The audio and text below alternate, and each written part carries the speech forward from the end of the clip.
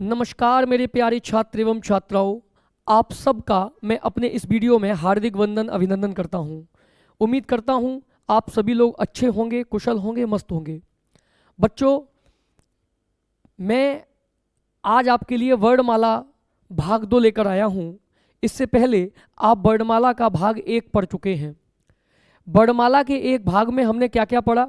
हमने वर्णमाला के भाग में ये पढ़ा कि वर्ण क्या होते हैं, वर्णमाला किसे कहते हैं, हिंदी की वर्णमाला को कितने भागों में विभाजित किया गया है, कितने प्रकार के वर्ण हैं हिंदी की वर्णमाला में, और साथ ही साथ हमने ये समझा कि स्वर किसको कहते हैं, स्वर कितने हैं कुल, और स्वरों का विभाजन कितने आधारों पर किया गया है, तथा उन्हीं आधारों के 2 प्रकार हम पढ़ चुके हैं, जिनमें से सबसे पहले उत्पत्ति के आधार पर हमने स्वर पढ़े और हमने उच्चारण काल या मात्रा के आधार पर स्वर पढ़े।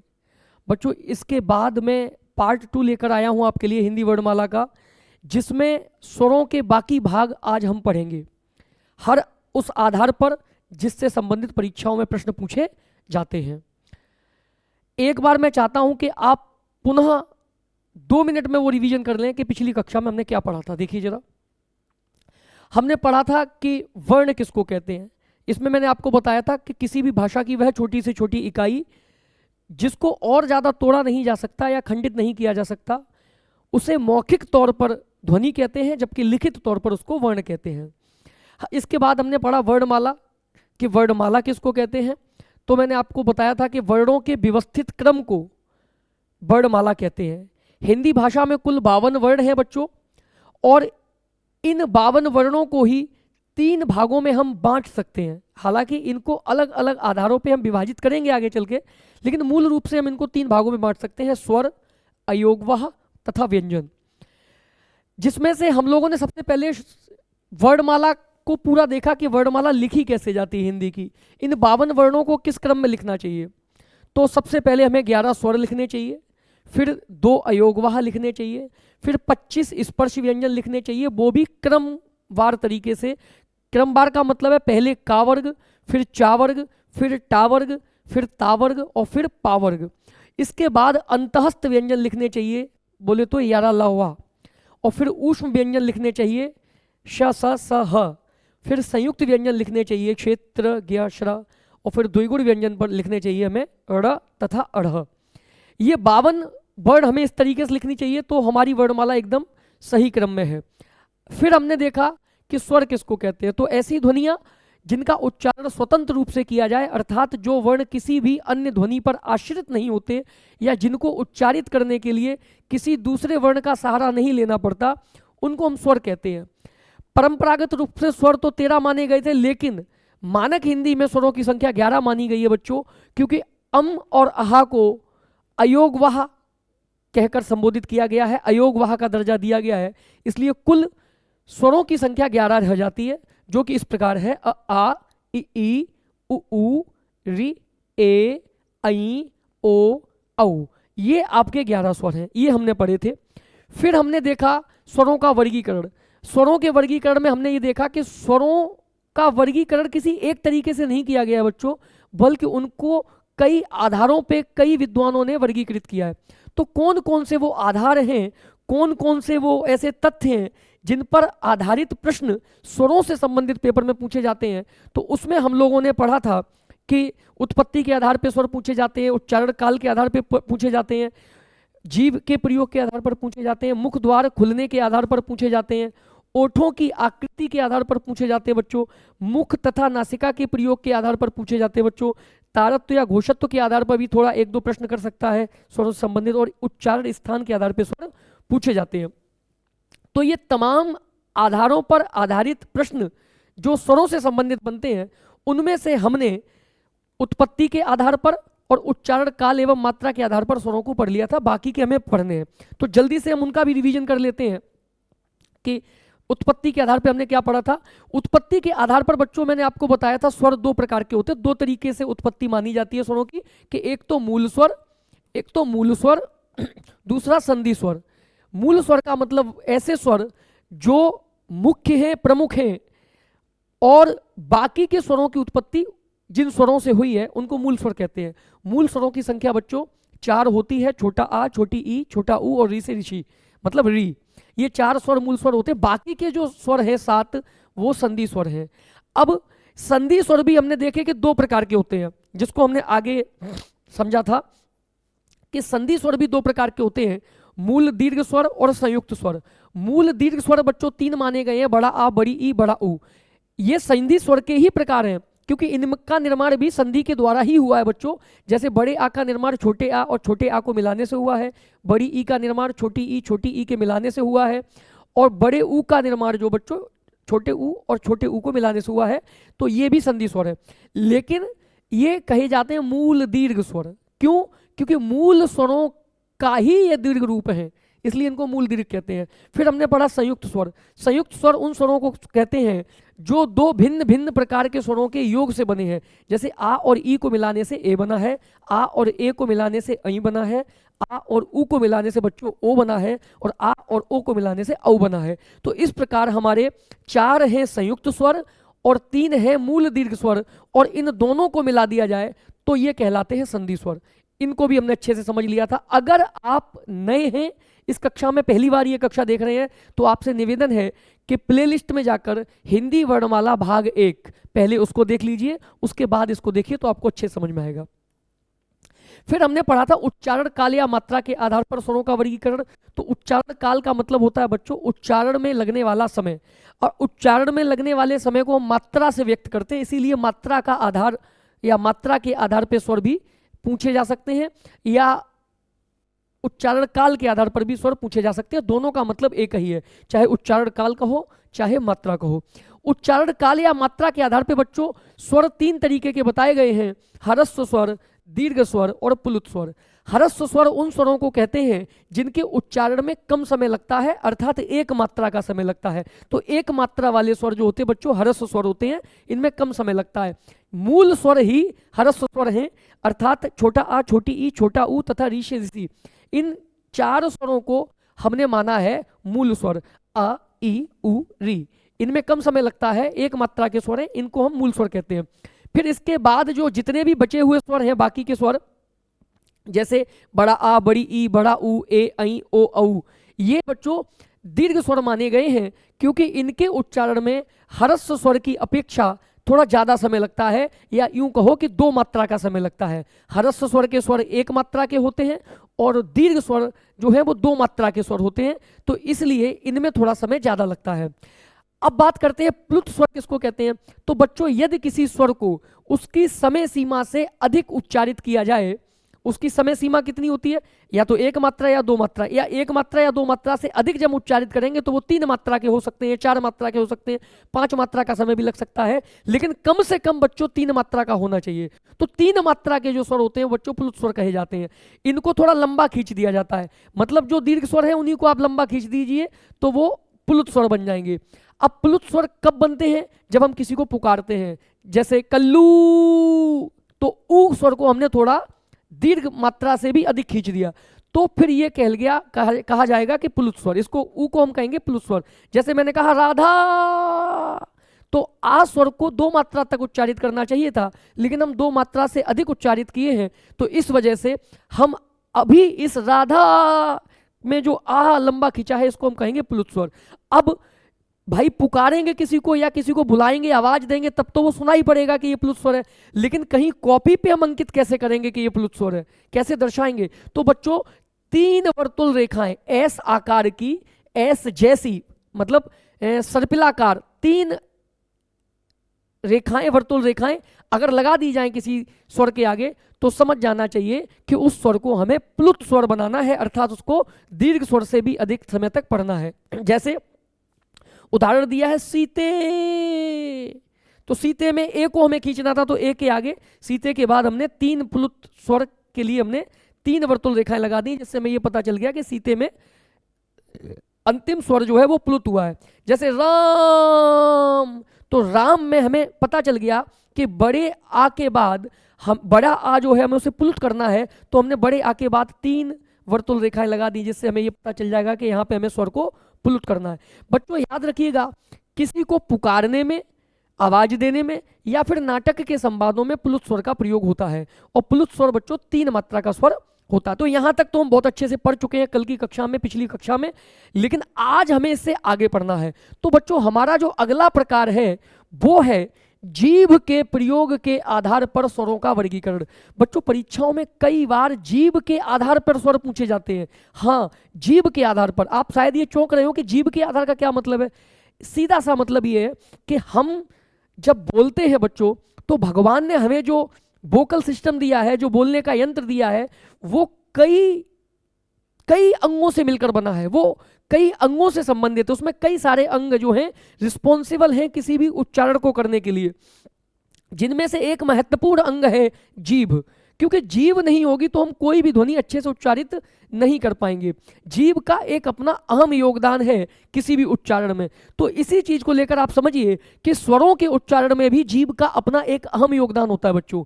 जीभ अलग अलग ध्वनियों को उच्चारित करने के लिए अलग अलग जगह का प्रयोग करती है। उदाहरण के तौर पे थोड़ा सा मैं आगे आपको ले चलता हूं, पहले मैं आपको समझा देता हूं, उसके बाद फिर इसको लिखित रूप में आपको बताऊंगा।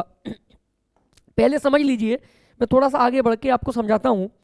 ये चित्र देखिए, ये मानव मुख में एक जीभ है, ये आप देख पा रहे हैं, और यहां पर दिया भी है जीभ के प्रयोग के आधार पर स्वरों के प्रकार। तो बच्चों देखिए, ये हमारी जो जीभ है, मनुष्य की जो जीभ है, ध्यान से देखिए, इसके मैं 3 हिस्से कर दे रहा हूं। ये हिस्सा और ये हिस्सा। ये बच्चों जो आगे का हिस्सा है इसको हम कहेंगे अग्रभाग, जीभ का अग्रभाग। ये बीच का जो हिस्सा है बच्चों इसको कहेंगे जीभ का मध्य भाग। और ये जीभ के पीछे का जो हिस्सा है बच्चों, ये पीछे का जो हिस्सा है, पीछे का मध्य भाग के पीछे, मतलब जहां हमारा कंठ या ये स्वर तंत्री जहां पर होती है, उसका जो हिस्सा है जीभ का, उसको कहेंगे पश्च भाग। पश्च मतलब पीछे का। तो 3 भाग में हमने जीभ को बांट दिया अपनी। आगे का हिस्सा अग्रभाग, बीच का हिस्सा मध्य भाग और पीछे का हिस्सा पश्च भाग। तो बच्चों आप ये समझ लीजिए, हमारे जो स्वर हैं 11 स्वर हैं। देखिए कौन कौन से, छोटा आ, बड़ा आ, छोटी ई, बड़ी ई, छोटा ऊ, बड़ा ऊ, री से ऋषि, ए, ऐ, ओ तथा औ। ये हमारे जो 11 स्वर हैं बच्चों, इन स्वरों का उच्चारण करते समय जीभ के अलग अलग भाग का हमें प्रयोग करना पड़ता है। अर्थात कुछ ध्वनियों को, कुछ स्वरों को, इनमें से कुछ स्वरों को उच्चारित करने के लिए हमारे जीभ का आगे का हिस्सा ज्यादा सक्रिय होता है, ज्यादा एक्टिव होता है। वैसे तो जीभ पूरी ही काम करती है, लेकिन कुछ स्वरों को विशेष तौर पर अगर हम उच्चारित करें, तो ध्यान से देखें, तो जीभ का आगे का सिरा ज्यादा काम करता है। कुछ स्वर ऐसे हैं, कुछ क्या एक ही स्वर ऐसा है जिसको उच्चारित करते समय हमारी जीभ के बीच का भाग अधिक सक्रिय अर्थात एक्टिव होता है। और कुछ स्वर ऐसे हैं जिनको उच्चारित करते समय बच्चों जीभ के पीछे का हिस्सा ज्यादा एक्टिव होता है, ज्यादा उधर संवेदनशीलता रहती है, ज्यादा हलचल होती है। तो बच्चों अगर जीभ के आगे के हिस्से से उच्चारित किया जाए कोई स्वर, तो वो कहलाता है अग्र स्वर। जीभ के मध्य भाग से अगर कोई स्वर उच्चारित किया जाता है तो उसको कहते हैं मध्य स्वर। और बच्चों अगर जीभ के पीछे के भाग से कोई स्वर उच्चारित किया जाता है तो उसको कहते हैं पश्च स्वर। तो जीभ के प्रयोग के आधार पर बच्चों हमारे 11 स्वरों को 3 भागों में बांटा गया है, अग्र स्वर, मध्य स्वर और पश्च स्वर। अब अग्र स्वर कौन से हैं, मध्य स्वर क्या है और पश्च स्वर क्या है, इनको हमें अच्छे से समझना है। और यही पेपर में पूछे जाता है कि निम्नलिखित में से कौन सा अग्र स्वर है, निम्नलिखित में से कौन सा मध्य स्वर है, निम्नलिखित में से कौन सा पश्च स्वर है या कौन सा पश्च स्वर नहीं है। किसी भी तरीके से सवाल पूछ सकता, अगर आपको याद है तो आप बड़ी आसानी से उत्तर दे पाएंगे। तो इसी चीज को हमें समझना है बच्चों। चलिए मैं यहां थोड़ा सा बता देता हूं। 5 स्वर अग्र स्वर हैं, 5 स्वर पश्च स्वर हैं और 1 स्वर मध्य स्वर है, और कुल 11 स्वर हैं। 5 पीछे वाले स्वर हैं, पश्च स्वर हैं, पीछे के हिस्से से उच्चारित होते हैं जीभ के, और 5 आगे के हिस्से से उच्चारित होते हैं बच्चों, और 1 स्वर जो है मध्य भाग से उच्चारित होता है। अब इनको समझने के लिए आप ये समझ लीजिए कि ई, एक ई, री, ए तथा ऐ। ये आप देखिए, जो मैंने इस रंग से, जिस रंग से अभी मैं अंकित कर रहा हूं, ये 5 स्वर बच्चों अग्र स्वर हैं, अग्र स्वर। कौन कौन से? ई, री तथा ए और ऐ। ये 5 स्वर बच्चों अग्र स्वर के नाम से जाने जाते हैं। अग्र स्वर मतलब इनको उच्चारित करते समय जीभ के आगे का हिस्सा अधिक सक्रिय होता है। बच्चों मध्य स्वर के रूप में अगर हम बात करें तो इकलौता छोटा आ, केवल छोटा आ जो है बच्चों वो मध्य स्वर के नाम से जाना जाता है। ये देखिए, ये मैंने लाल रंग से जो अंकित कर दिया है ये मध्य स्वर है, मध्य स्वर है। और पश्च स्वर को मैं अंकित कर देता हूं पीले रंग से, या हरे रंग से नहीं, मैं बैगनी रंग से अंकित कर दे रहा हूं पश्च स्वर को। तो पश्च स्वर कौन से हैं? बड़ा आ, शायद ये रंग ना दिखे डिस्प्ले पे अच्छे से, मैं थोड़ा रंग चेंज कर देता हूं। ये बड़ा आ ये पश्च स्वर है, उ ये पश्च स्वर है, और ओ तथा औ ये पश्च स्वर है। तो बच्चों हम कह सकते हैं पश्च स्वर के तौर पे हम देख सकते हैं बड़ा आ, उ ओ तथा औ।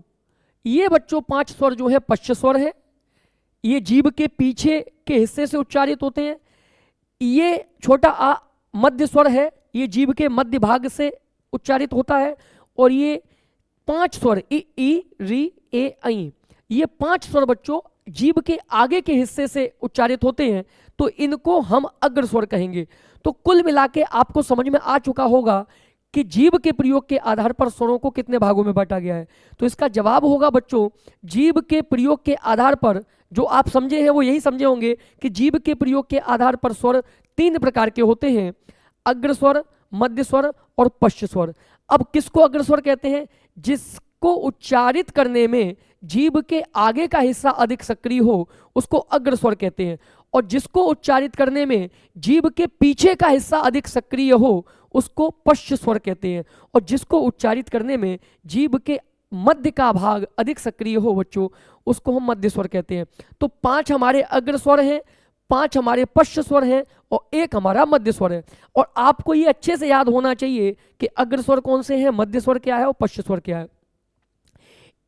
ई, री, ए, ऐ ये आपके अग्र स्वर हैं, छोटा आ ये आपका मध्य स्वर है, और बड़ा आ, उ, ओ, औ ये आपके पश्च स्वर हैं। तो उम्मीद करता हूं आपको अच्छे से समझ में आया होगा। आप इन स्वरों को जीभ के प्रयोग के आधार पर समझ चुके हैं, इनको आप अच्छे से याद भी कर लीजिए। थोड़ी सी मेहनत आप करिए, समझाने की मेहनत मैं करूंगा, और हम दोनों की मेहनत अगर ऊपर वाले ने चाहा तो एक दिन जरूर रंग लेके आएगी। आपके सपने, आपके माता पिता के सपने जरूर पूरे होंगे। तो आइए अब हम जरा लिखित रूप में देख लेते हैं कि अग्र स्वर, मध्य स्वर, पश्च स्वर की क्या परिभाषाएं बनती हैं। तो देखिए जरा, सबसे पहले तो हेडिंग है जीभ के प्रयोग के आधार पर स्वरों का वर्गीकरण। इसको पुनः मैं समझा दे रहा हूं कि जब किसी स्वर को उच्चारित किया जाता है तो जीभ का कोई भाग अधिक सक्रिय होता है। उस आधार पर स्वरों को 3 भागों में विभाजित किया गया है। मतलब ये कह रहे हैं कि जब हम स्वरों को उच्चारित करते हैं तो जीभ का कोई ना कोई भाग अधिक सक्रिय होता है, और उस आधार पर स्वरों को 3 भागों में बांटा गया है। नंबर 1 पश्च स्वर। फर्क नहीं पड़ता आप नंबर 1 में पश्च स्वर पढ़ रहे हैं या अग्र स्वर पढ़ रहे हैं, 3 प्रकार के होते हैं, बस ये बहुत बड़ी चीज है। पीछे से शुरू करेंगे तो पहले पश्च स्वर आएगा, आगे से शुरू करेंगे तो पहले अग्र स्वर आएगा। तो पहले चलो पश्च स्वर पढ़ लेते हैं। पहला नंबर है पश्च स्वर। तो कहते हैं कि जिन स्वरों को उच्चारित करते समय जीभ के पीछे का भाग, जीभ के पीछे का हिस्सा अधिक सक्रिय होता है उन्हें पश्च स्वर कहते हैं। उदाहरण के लिए बड़ा आ, उ, ओ, औ, और बच्चों ये आगत स्वर है ओ, इसके बारे में मैं जिक्र आगे चल के करूंगा। ओ, ये ओ जो है बच्चों वो आगत स्वर है। ये हमारी वर्णमाला का स्वर नहीं है, लेकिन ये अंग्रेजी वर्णमाला से हमारी वर्णमाला में, मानक वर्णमाला में शामिल किया गया है। मतलब ये आगत स्वर कहते हैं इसको। आगत मतलब आया हुआ, दूसरी भाषा से हमारी भाषा में शामिल किया हुआ स्वर। तो ओ अगर कहीं पूछा जाए तो ओ भी आपका पश्च स्वर हो जाएगा। वैसे तो हमारी वर्णमाला के हमारे जो मूल स्वर हैं, मतलब हमारे जो वास्तविक स्वर हैं, उनमें आ, उ, ओ, औ यही पश्च स्वर है, लेकिन अगर आगत स्वर की बात करेगा तो ओ भी आपका जो है पश्च स्वर ही होता है। तो इसको लेके कंफ्यूज मत होइएगा, इसके बारे में डिटेल में हम बात करेंगे आगे चल के। तो ये 5 स्वर बच्चों जो है वो हमारे पश्च स्वर हैं, बड़ा आ, उ, ओ, औ। अब मध्य स्वर किसको कहते हैं? जिस स्वर के उच्चारण में जीभ के बीच का भाग सक्रिय होता है उसे मध्य स्वर कहते हैं। उदाहरण के लिए छोटा आ, केवल एक ही होता है मध्य स्वर। अब अग्र स्वर की बात करें, जिन स्वरों के उच्चारण में जीभ का अग्रभाग, अग्रभाग मतलब आगे का भाग, अधिक सक्रिय होता है उन्हें अग्र स्वर कहते हैं। मतलब किसी स्वर को उच्चारित करते समय अगर जीभ का आगे का हिस्सा हलचल ज्यादा कर रहा है, जीभ आगे की तरफ एक्टिव ज्यादा होती है किसी स्वर को उच्चारित करने में, तो फिर वो स्वर कहलाएगा बच्चों अग्र स्वर। और अग्र स्वरों की संख्या भी 5 होती है, ई री ए ऐ। ये 5 स्वर आपके जो है अग्र स्वर के नाम से जाने जाते हैं। तो उम्मीद करता हूं आप लोगों को अच्छे से समझ में आ गए होंगे जीभ के प्रयोग के आधार पर स्वर। आगे हम बढ़ते हैं, अब अन्य आधार पर देखते हैं स्वरों को। अब अगला आधार है बच्चों मुख द्वार खुलने के आधार पर स्वरों का वर्गीकरण। मुख द्वार खुलने के आधार पर स्वरों का वर्गीकरण। बच्चों मुख द्वार खुलने के आधार पर जो स्वरों के प्रकार हैं वो परीक्षाओं में बहुधा पूछे जाते हैं और बार बार पूछे जाते हैं। कोई भी एग्जाम शायद ही ऐसा जाता हो जिसमें मुख द्वार खुलने के आधार पर स्वरों को लेकर कोई प्रश्न ना बनता हो।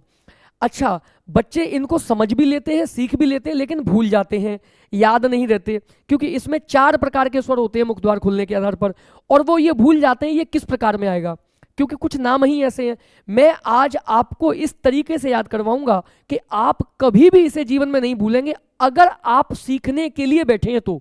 अगर आप थोड़ी सी चेष्टा करेंगे, थोड़ा सा प्रयास करेंगे तो मेरे साथ इस तरीके से ये सीख जाएंगे कि जीवन में कभी भी आप मुख द्वार खुलने के आधार पर स्वरों को भूल नहीं पाएंगे। इससे पहले कि मैं इसको शुरू करूं, आप पहले ये समझ लीजिए कि मुख द्वार खुलने के आधार पर स्वरों का वर्गीकरण होता कैसे और मुख द्वार खुलने के आधार पर स्वर जो हैं वो किस आधार पर बटे हैं। आइए इसको थोड़ा सा पढ़ते हैं कि जब किसी स्वर को उच्चारित किया जाता है, ध्यान दीजिएगा, जब किसी स्वर को उच्चारित किया जाता है तब हमारे मुख द्वार की स्थिति उसके खुलने के आधार पर, उसके खुलने के आधार पर अलग अलग होती है या अलग अलग हो सकती है। अतः मुख द्वार खुलने के आधार पर स्वरों का वर्गीकरण किया गया है। ये कहना क्या चाह रहे हैं? देखिए, अगर मैं बात करूं मानव मुख की, मैं थोड़ा सा प्रयास करता हूं बनाने का मानव मुख।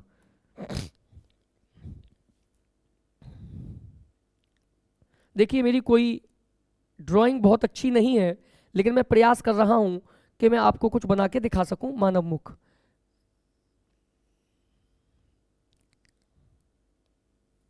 मान लीजिए मुंह है और अंदर से है ये जीभ, इस तरीके से ये जीभ बनी हुई है। अब हमारा मुंह देखिए, हम जब किसी को पढ़ते हैं, जैसे उदाहरण के लिए मुंह, मेरा ही मुंह देखिए, मैं थोड़ा सा माइक को नीचे करता हूं। जैसे मैंने कहा आदमी, तो आ, जब मैं आ कह रहा हूं तो मेरा मुंह पूरा खुल रहा है, ज्यादा खुल रहा है। लेकिन मैं कह रहा हूं अ, तो मेरा मुंह कम खुल रहा है। आ तो ज्यादा खुल रहा है, अ कम खुल रहा है। ई ई ई ई ई अब ना के बराबर खुल रहा है। तो हमारे जो मुख का द्वार है, मतलब ये जो मुंह है, ये अलग अलग स्वरों को उच्चारित करते समय अलग अलग तरीके से खुलता या बंद होता है। तो इसी आधार पर स्वरों को बांटा गया है बच्चों 4 भाग में। किन 4 भागों में बांटा गया है? किन 4 भागों में बांटा गया है? तो कह रहे कि मुख द्वार खुलने के आधार पर स्वरों के 4 प्रकार होते हैं। नंबर 1 विवृत स्वर, नंबर 2 अर्ध विवृत स्वर, नंबर 3 संवृत स्वर और नंबर 4 अर्ध संवृत स्वर। हो सकता है जो बच्चे ये पहली बार सुन रहे हो या पहली बार पढ़ रहे हो उनको तो कुछ समझ में नहीं आ रहा होगा कि विवृत स्वर, अर्ध विवृत स्वर, संवृत स्वर, अर्ध संवृत स्वर, ये कुछ समझ में नहीं आ रहा होगा। लेकिन आपको परेशान होने की बिल्कुल भी आवश्यकता नहीं है बच्चों, क्योंकि मैं आपको एक एक तथ्य बहुत अच्छे से समझाऊंगा। पहले तो मैं बात करता हूं विवृत क्या होता है। विवृत, पहले शब्दावली समझ लीजिए, उसके बाद फिर उसको डिटेल में पढ़ेंगे। विवृत, विवृत, विवृत का मतलब है वृत्त, अर्थात वृत्त की यहाँ पे जो कल्पना की गई है, वृत्त का जो यहाँ पर प्रयोग किया गया है वो मुख के वृत्त मतलब मुंह के गोले के आधार पर किया गया। मुख को एक वृत्त मान के चले यहाँ पर, और वी लगा है तो वी मतलब विस्तार, मुख का विस्तार, अर्थात अंग्रेजी में कहे तो ओपन। अगर किसी स्वर को पढ़ते समय मुंह हमारा पूरा ओपन हो, मतलब हमारे मुख का जो वृत्त है मुख द्वार है, मुख द्वार को ही वृत्त कहा गया है, वो विस्तार कर रहा है, फैल रहा है पूरा, तो उसको कहते हैं विवृत। तो विवृत का सीधा सा मतलब याद कर लीजिए, ओपन। विवृत का मतलब ओपन। जब किसी स्वर को पढ़ते समय, उच्चारित करते समय हमारा मुख पूरा खुलता है तो बच्चों उसको कहते हैं विवृत। अब जरा बात कर लेते हैं अर्ध विवृत, अर्ध विवृत, अर्ध विवृत। तो विवृत का मतलब है बच्चों ओपन, मतलब मुख का खुलना। अर्ध माने होता है आधा।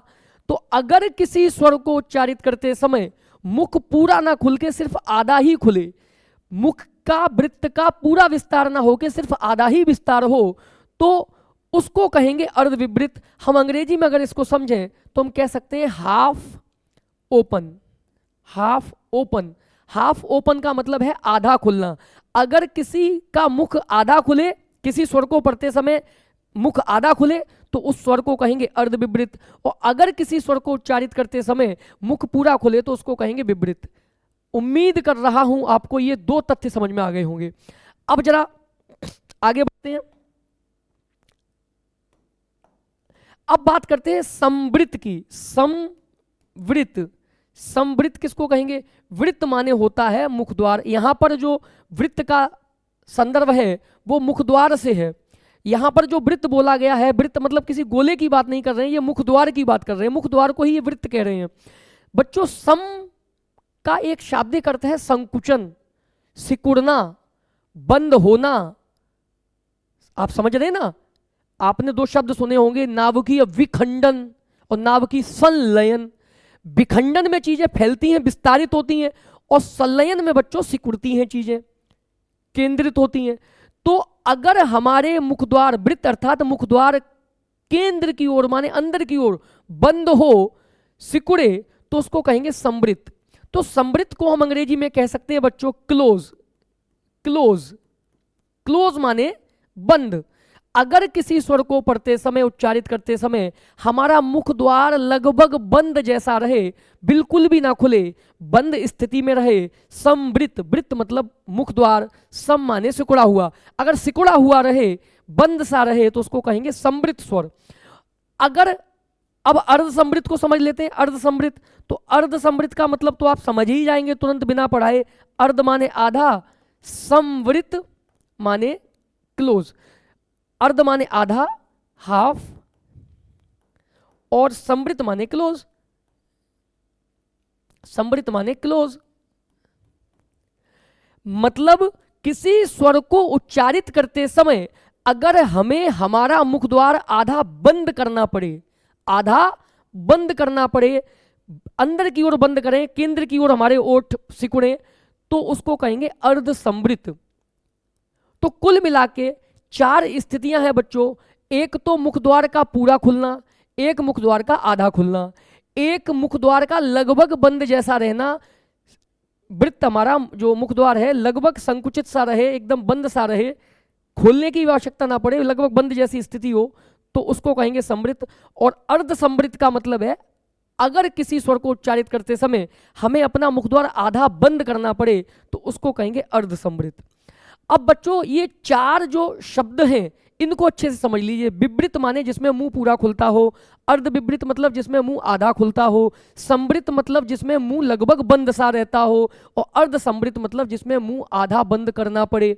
तो स्वरों को उच्चारित करते समय बच्चों हमारे मुख द्वार की स्थितियां चार होती हैं, चार तरीके की स्थितियां होती हैं। तो इसीलिए मुख द्वार खुलने के आधार पर स्वरों को चार भागों में बांटा गया है: विवृत स्वर, अर्ध विवृत स्वर, संवृत स्वर और अर्ध संवृत स्वर। अब विवृत स्वर का मतलब क्या है? विवृत स्वर का मतलब है ऐसे स्वर जिसको उच्चारित करते समय हमारा मुख द्वार पूरा विस्तार पकड़े, मतलब पूरा विस्तार हो, जिसमें मुख द्वार पूरा खुले, तो उसको कहेंगे विवृत स्वर। और बच्चों एक ही विवृत स्वर होता है जिसको कहते हैं बड़ा आ। आ में मुंह पूरा खुलता है तो इसको कहेंगे विवृत स्वर। आ कैसा स्वर है? बड़ा आ कैसा स्वर है? विवृत स्वर। अब बात करते हैं अर्ध विवृत स्वर की। तो अर्ध विवृत स्वर वो होंगे जिनको उच्चारित करते समय बच्चों मुख द्वार सिर्फ आधा खोलना पड़े, पूरा ना खोलना पड़े। ऐसे स्वर जिनको उच्चारित करते समय मुख द्वार आधा खुलता है उन्हें कहते हैं बच्चों अर्धविवृत स्वर। और अर्धविवृत स्वरों की बच्चों संख्या 3 मानी गई है। हमारे 11 में से 3 अर्धविवृत हैं। वो कौन से हैं? छोटा आ, आई, औ। छोटा आ, आई, औ। ये 3 स्वर बच्चों जो हैं आप देख रहे हैं, ये हैं अर्धविवृत स्वर। टेंशन मत लीजिएगा, अभी याद करा के जाऊंगा आपको, थोड़ा सा टाइम रख दीजिए। अब समृत स्वर किसको कहेंगे? समृत स्वर उन स्वरों को कहते हैं बच्चों जिनको उच्चारित करते समय हमारा मुख द्वार लगभग बंद सा रहता है, बिल्कुल खोलने की आवश्यकता नहीं है, लगभग बंद जैसी स्थिति में रहता है। थोड़ी सी हवा पास हो सके, थोड़ा सा वायु का संचार हो सके, आवागमन हो सके, बस इतना सा ही मुंह में जगह रहती है, मुख द्वार में जगह रहती है, बाकी लगभग बंद सा ही रहता है। तो ऐसे स्वरों को कहा जाता है समृत स्वर। अर्थात जिन स्वरों को उच्चारित करते समय मुख द्वार लगभग बंद जैसा रहे उसको कहते हैं बच्चों समृत स्वर। और समृत स्वरों की संख्या बच्चों 5 मानी गई है। कितनी मानी गई है? 5। इ, ई, उ, री। ये 5 स्वर ऐसे हैं बच्चों जिनमें मुख द्वार लगभग बंद सा ही रहता है और इनको कहते हैं समृत स्वर। अब आती है बात अर्ध समृत स्वर की। तो अर्ध समृत स्वरों की संख्या बच्चों 2 मानी गई है। 2 अर्ध समृत स्वर होते हैं, ए और ओ। अर्ध समृत का मतलब है जिसमें मुख द्वार हमें आधा बंद करना हो, ए, ओ। इसमें मुख द्वार हमें आधा बंद करना होता है, तो इसलिए इनको अर्ध समृत स्वर कहते हैं। तो कुल मिला के मुख द्वार खुलने के आधार पर स्वर बच्चों 4 प्रकार के होते हैं: विवृत स्वर, अर्धविवृत स्वर, समृत स्वर, अर्ध समृत स्वर। अब सबसे बड़ा सवाल तो ये है कि अभी तो हम समझ गए हैं सर कि कौन सा स्वर विवृत है, कौन सा अर्धविवृत है, कौन सा समृत है, कौन सा अर्ध समृत है, लेकिन इसकी क्या गारंटी है कि ये हमें आगे भी याद रहेगा? तो बच्चों इसको याद कराने के लिए मैं हूं ना, मैं आपको एक अच्छी युक्ति दूंगा, मैं आपको एक अच्छी ट्रिक देके जाऊंगा। अगर वो ट्रिक आप समझ गए, सबसे बड़ा मसला ये है कि वो ट्रिक समझ जाए आप, मैं जो समझाऊंगा वो अगर समझ गए तो फिर आपको कोई दिक्कत होने वाली है ही नहीं। आपको सारे विवृत, अर्धविवृत और समृत स्वर एकदम याद हो जाएंगे, जो कि मैं अभी करवाने वाला हूं। लेकिन इससे पहले मैं जरा चाहता हूं कि आप सभी इन 4 प्रकार को अच्छे से पढ़ लें और इसको सैद्धांतिक तौर पर क्या कहा गया है, किस तरीके से लिखा गया है, उसको देख लें। पहली हेडिंग पढ़िए, विवृत स्वर। विवृत स्वर उसे कहते हैं जिसको उच्चारित करने में मुख पूरा खुलता है, माने जिसमें मुंह पूरा खुले उसको विवृत स्वर कहेंगे। और उदाहरण दिया है बड़ा आ।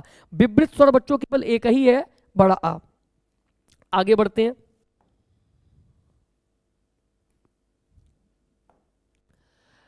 अर्धविवृत स्वर। अर्धविवृत स्वर उन स्वरों को कहा जाता है जिनको उच्चारित करने में मुख द्वार विवृत स्वर से थोड़ा कम, अब विवृत स्वर में पूरा खुलता है तो अर्धविवृत में कम खुलेगा, थोड़ा कम खुलेगा विवृत की अपेक्षा। तो अर्धविवृत स्वर उन स्वरों को कहा जाता है जिनको उच्चारित करने में मुख द्वार विवृत स्वर से थोड़ा कम, अर्थात मुख द्वार आधा खुलता है, विवृत स्वर कहलाता है। जैसे छोटा आ, आई और औ, ये अर्धविवृत स्वर हैं।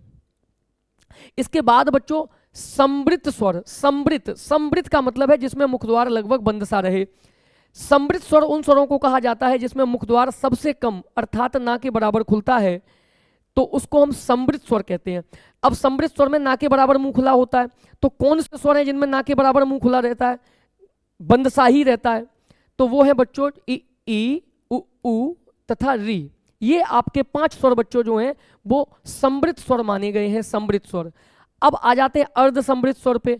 अर्ध समृत स्वर किसको कहते हैं? तो अर्ध समृत स्वर उन स्वरों को कहा जाता है जिनको उच्चारित करते समय मुख द्वार अर्ध विवृत स्वरों से कम तथा समृत स्वरों से थोड़ा ज्यादा खुलता है। ध्यान दीजिए, अर्ध विवृत से कम खुलेगा और समृत स्वरों से थोड़ा ज्यादा खुला होगा, अर्थात लगभग आधा बंद रहता है।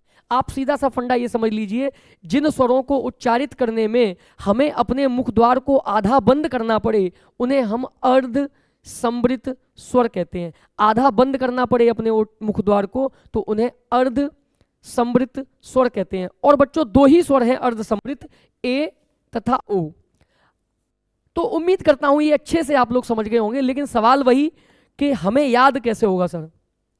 तो चलिए मैं आपको याद करवा देता हूं। और याद करवाने की जो ट्रिक है वो ट्रिक ये है कि आप इन जो भी ये स्वर दिए गए हैं बच्चों, 11 स्वर हैं हमारे पास, इनको अगर आप मुखद्वार खुलने के आधार पर सीखना चाहते हैं तो आपको सारे स्वरों की अंग्रेजी बनानी आनी चाहिए।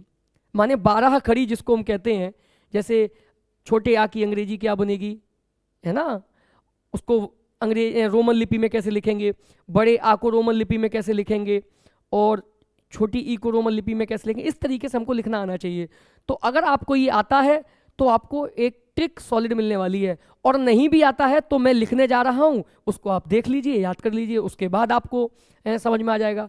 तो मैं पहले 11 स्वर लिख देता हूँ, अभी के अभी याद होंगे बच्चों। छोटा आ, बड़ा आ, छोटी ई, बड़ी ई, छोटा ऊ, बड़ा ऊ, री से ऋषि, ए, ऐ, ओ तथा औ। ये हमारे 11 स्वर हैं बच्चों, देख लीजिए इनको ध्यान से, ये हमारे 11 स्वर हैं। अब इन्हीं 11 स्वर में से कुछ स्वर ऐसे हैं जो विवृत कहे जाते हैं, कुछ अर्ध विवृत कहे जाते हैं, कुछ समृत कहे जाते हैं और कुछ अर्ध समृत कहे जाते हैं। तो बच्चों इनकी पहले 12 खड़ी बना लीजिए आप, फिर मैं ट्रिक आपको बताता हूं। इसकी अंग्रेजी बनाए तो ए बनेगी, सिर्फ एक ए। बड़े आ की अंग्रेजी अगर बनाए तो डबल ए। मैं थोड़ा सही से लिख देता हूं और अच्छे समझ में आए, डबल ए। ई की अंग्रेजी आप आई बना दीजिए, आई, आई। बड़ी ई की अंग्रेजी डबल ई बना दीजिए या फिर डबल आई बना दीजिए, यू बना दीजिए। छोटे ऊ की अंग्रेजी, बड़े ऊ की अंग्रेजी डबल ओ बना दीजिए। री की अंग्रेजी आर आई बना दीजिए। ए की अंग्रेजी ई बना दीजिए। आई की अंग्रेजी ए आई बना दीजिए, ए आई। आई की अंग्रेजी क्या होगी बेटा, ए आई, ये रोमन लिपि में से लिखेंगे। ओ की अंग्रेजी ओ बना दीजिए और औ की अंग्रेजी ए यू बना दीजिए। ये तो देख लिया ना आपने, इसको समझ लीजिए जरा कि किस अक्षर की अंग्रेजी क्या होगी। अब हमारी ट्रिक नंबर 1, ट्रिक नंबर 1 ये है कि बच्चों जिस भी स्वर में बच्चों ए आता होगा, ध्यान दीजिए क्या आता होगा, ए। जिस भी स्वर में ए आता होगा वो विवृत कैटेगरी का होगा। और विवृत की 2 ही कैटेगरी होती हैं, विवृत और अर्धविवृत। विवृत से संबंधित स्वर जो हैं वो 2 ही कंडीशन है, या तो मुंह पूरा खुलेगा या तो मुंह आधा खुलेगा। या तो मुंह पूरा खुलेगा तो कहलाएंगे विवृत, और मुंह आधा खुलेगा तो कहलाएगा अर्धविवृत। स्वर अर्धविवृत कहलाएगा, अर्धविवृत। और विवृत का कोई सा भी स्वर हो उसकी अंग्रेजी में ए जरूर आता है। अगर बच्चों एक ए आए तो वो अर्धविवृत है, और 2 ए आए तो वो विवृत है। एक ए आए तो वो अर्धविवृत है, और 2 ए आए अंग्रेजी में तो वो विवृत है। आप समझिए इसको कि अगर विवृत होगा तो डबल ए आएगी, और अर्धविवृत होगा तो एक ए आएगी अंग्रेजी में। तो अब आप जरा गौर से देखिए कि कौन सा विवृत है इनमें, कौन सा अर्धविवृत है। तो अगर हम ध्यान से देखें तो बड़ा आ बच्चों जो है वो विवृत है, क्योंकि इसी में केवल डबल ए आ रही हैं। और अर्धविवृत की बात करें तो बच्चों ध्यान से देखिए, छोटा आ, ऐ तथा औ, इन 3 स्वरों में हमें एक एक ए मिली है। तो इन 3 स्वरों में एक एक ए मिली है, तो इसका मतलब ये अर्धविवृत है। समझ लीजिए आप, डबल ए मिले किसी की अंग्रेजी बनाने पर तो वो विवृत है, और एक ए मिले किसी की अंग्रेजी बनाने पर भी तो भाई वो अर्धविवृत है। इतनी बात तो आप समझ ही गए होंगे। तो आप डबल ए वाले स्वर अर्थात बड़ा आ, ये बड़े आ की अंग्रेजी क्या होगी, डबल ए, तो ये विवृत है। अब अर्धविवृत में क्या आता है, अर्धविवृत में बच्चों आते हैं आपके पहले तो छोटा आ, इसके बाद ऐ और औ। अब आप इनकी अंग्रेजी बनाएंगे तो क्या बनेगी, छोटे आ की ए, ऐ की ए आई और औ की ए यू। तो तीनों में एक एक ए आ रहा है, इसका मतलब ही अर्धविवृत है। तो कुल मिला के हमने 3 और 1 4 स्वर तो सीख लिए कि विवृत कौन सा है और अर्धविवृत कौन सा है। जिसमें एक ए आए वो अर्धविवृत है, और जिसमें 2 ए आ रही हैं अंग्रेजी बनाने पर वो विवृत है। समझ में आया ना। अब जरा आगे बढ़िए, अब जरा आगे बढ़ते हैं। अब समृद्ध स्वरों को याद करने की बारी है। समृद्ध स्वर को याद कर लेते हैं। तो बच्चों समृद्ध स्वर की सबसे आसान ट्रिक ये है कि आप दोनों आ छोड़ दीजिए और लाइन से 5 स्वर काउंट करिए। लाइन से दोनों आ छोड़ दें, क्योंकि आ छोटा हो चाहे बड़ा हो वो विपरीत कैटेगरी का है। बड़ा आ विपरीत है और छोटा आ अर्ध विपरीत है, तो ये दोनों ही विपरीत कैटेगरी के हैं। इसलिए आ को छोड़ दीजिए और आ के बाद जो स्वर आए हैं वहां से शुरू करिए। ई ई उ री, ये लाइन से 5 स्वर, लाइन से 5 स्वर। बच्चों ये समृद्ध होते हैं। कैसे होते हैं? समृद्ध। ये समृद्ध होते हैं, लाइन से 5 स्वर। ई ई उ री, ये लाइन से 5 स्वर जो है बच्चों वो समृद्ध होते हैं। और अब बात करेंगे, समृद्ध तो समझ में आ गया कि लाइन से 5 स्वर। आ के बाद जो भी 5 स्वर दिए हैं वो लाइन से 5 स्वर समृद्ध हैं। अब बात होती है कि अर्ध समृद्ध कौन से हैं। तो ओए, तुझको अर्ध समृद्ध आते हैं? ओए, मेरी बात पे, मेरे शब्द पे ध्यान दीजिए। ओए, तुझे अर्ध समृद्ध स्वर आते हैं? ओए, तुझे अर्ध समृद्ध स्वर आते हैं? ओए, तुझे अर्ध समृद्ध स्वर आते हैं? ओ ए, ओ ए मतलब ओ ए, तुझे अर्ध समृद्ध स्वर आते हैं? अर्ध समृद्ध स्वर आते हैं? समृद्ध, अर्ध समृद्ध। ओए, ओए, तुझे अर्ध समृद्ध स्वर आते हैं? तो ध्यान दीजिए, ओ तथा ए ये आपके अर्ध समृद्ध हैं बच्चों। ये आपके कैसे हैं? अर्ध समृद्ध। उम्मीद करता हूं आपको मुख द्वार खुलने के आधार पर सभी स्वर अच्छे से समझ में आ गए होंगे। तो अब हम आगे बढ़ते हैं।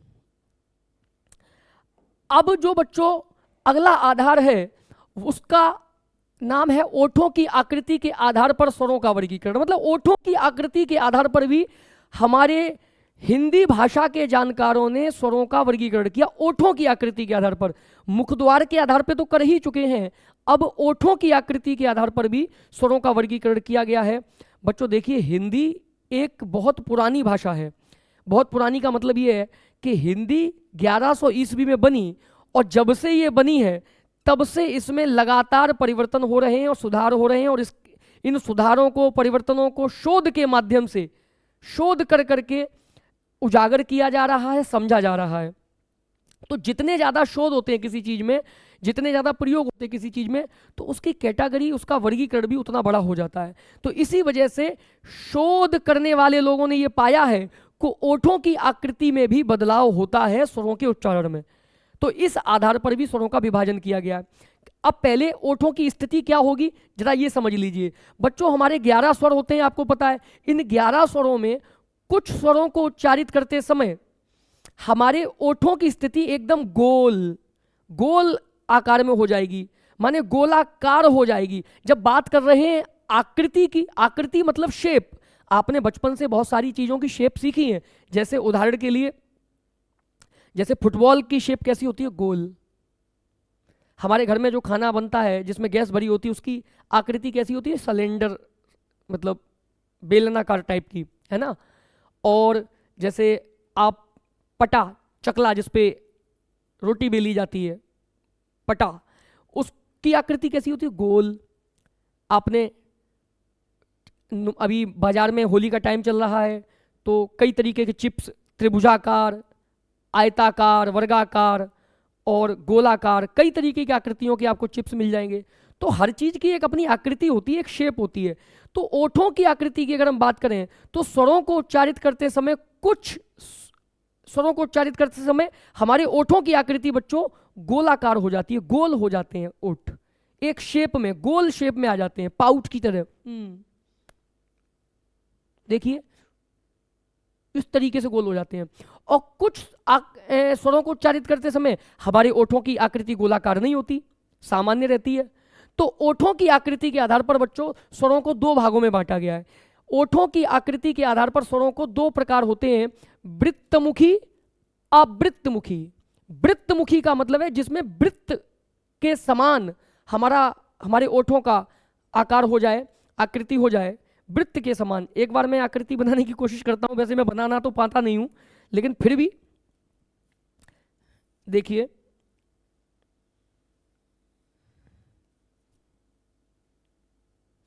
पहले मैं गोला बनाता हूं एक, तभी तो वृत्तमुखी बनेगा।